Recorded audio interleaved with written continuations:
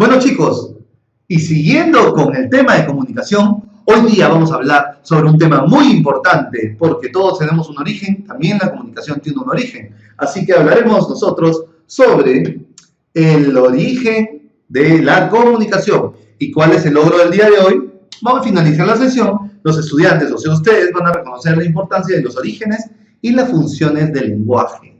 Dos cosas fundamentales, ¿ok? Muy bien.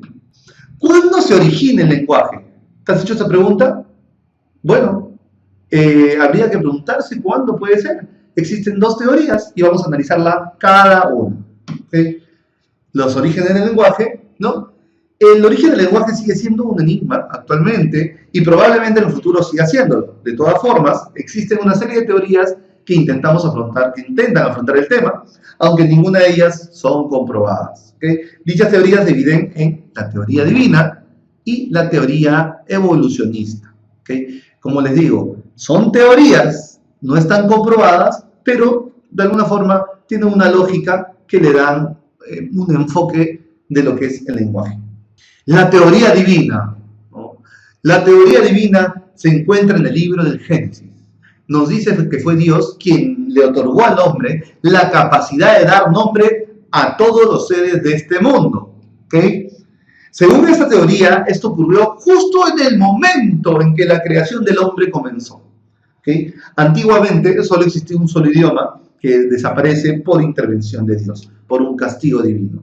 Es decir, cosas muy puntuales. Lenguaje universal, Dios interviene y hay una multitud de lenguas. ¿Okay? Todo empieza, como se dice en el Génesis, y por la presencia de Dios. Esa es una teoría divina que nos dice que el lenguaje pues, se da de esta forma. Pero también tenemos otra teoría, ¿okay? que son las teorías evolucionistas. ¿Okay? Están de acuerdo con que el habla apareció debido a la necesidad de los seres humanos de comunicarse. Dentro de estas teorías tenemos primero la teoría onomatopéyica.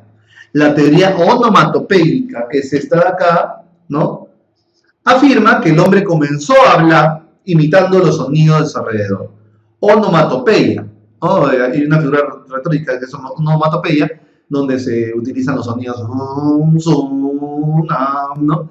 Claro, acá esta teoría indica que el hombre imitaba los sonidos, ¿no? De su alrededor, ¿no? De esa forma se inicia el lenguaje. Pero también hay una teoría de las exclamaciones, ¿no? Que es esta acá, teoría de las exclamaciones, que se fundamenta en el hecho de que el hombre emite sonidos para expresar sus sentimientos. Si se observa un niño en sus primeros años, observamos que se comunica con exclamaciones, ¿ok?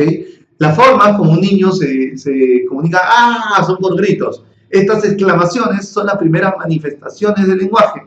Entonces ya vamos viendo dos teorías, ¿no? La onomatopéyica y la de las exclamaciones.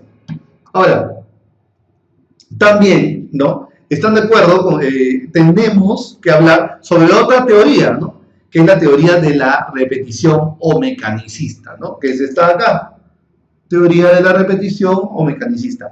Esta se basa en la natural tendencia del hombre a mover sus manos y los músculos faciales en su deseo de comunicarse, ¿no? Como ven, todo el rato yo hablo moviendo las manos, moviendo constantemente la boca para que puedas entender, ¿no? Con el deseo de comunicarme, ¿no? Entonces, esta vendría a ser, el lenguaje se da por repetición, ¿no? Nosotros movemos porque hemos repetido la forma como se han comunicado con nosotros de niños, que nos hacían gestos, ¿no?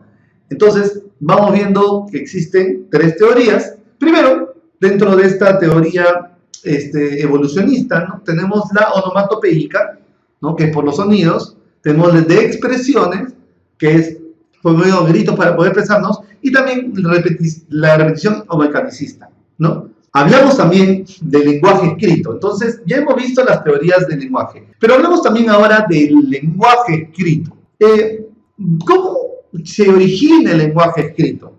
Para eso vamos a hablar un poco de los inicios, ¿no? El hombre de Altamira pintaba en las paredes de las cuevas para expresar por medio de pictogramas sus ideas. ¿Okay? Tal manifestación no puede considerarse propiamente lenguaje, pero sí eran los primeros balbuceos de la expresión espiritual.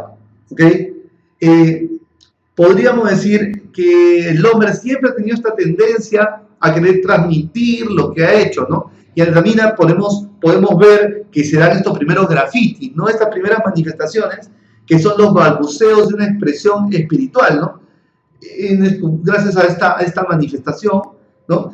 La pintura rupestre, que empezó siendo naturalista, plenamente figurativa, fue estilizándose hasta dar pasos a las figuras abstractas, ¿no? Pasamos también, entonces, de este lenguaje escrito, de pasar de mostrar de repente formas, animales grandes, a abstraer. Podremos decir que esa abstracción es el inicio también de la forma abstracta como nosotros escribimos, ¿no? Esta transposición de las cavernas hacia nuestro papel y lápiz, ¿no? Es interesante hablar de eso. Y también, por supuesto, también se cree que la escritura china es la más antigua, ¿no? O sea, pasamos de Altamira a la escritura china, ¿no? De la parte rupestre, de la parte de las cavernas, pasamos a esta cultura china, ¿no? Fue una escritura ideográfica. ¿Por qué ideográfica? Porque cada una de los dibujos, de las expresiones de las letras o de la comunicación que tiene China, expresa muchas ideas, ¿no?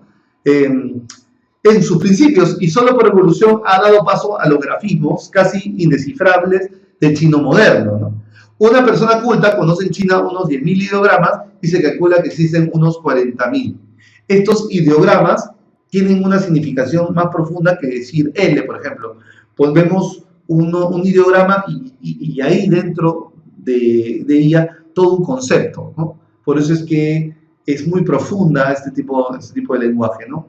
Claro, expresando ideas como se hacía en la antigüedad, ¿no? Este lenguaje es interesante. Entonces vemos que dentro del lenguaje tenemos unos inicios que han sido completamente dentro de las cavernas y luego se han transformado a un lenguaje ideográfico dentro de la comunicación.